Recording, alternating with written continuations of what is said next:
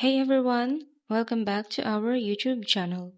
In today's quick tutorial, I'll show you how to claim Shopee insurance. First, go to the Me section at the bottom right corner of your screen. Next is to look for Financial Services and click See More. Click Explore. And here you can see different types of insurance, just like car insurance, medical, motorcycle, personal, and etc. For example, I'll claim this free personal accident insurance, which is free.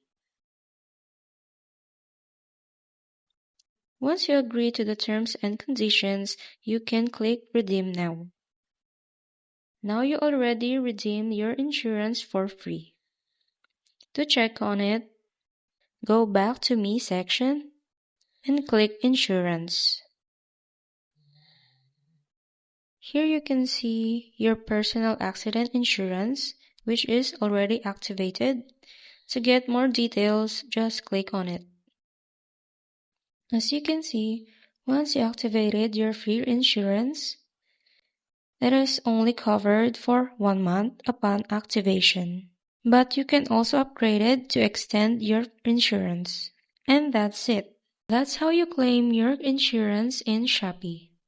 If you found this video helpful, don't forget to like and subscribe for more helpful tips. Thank you for watching.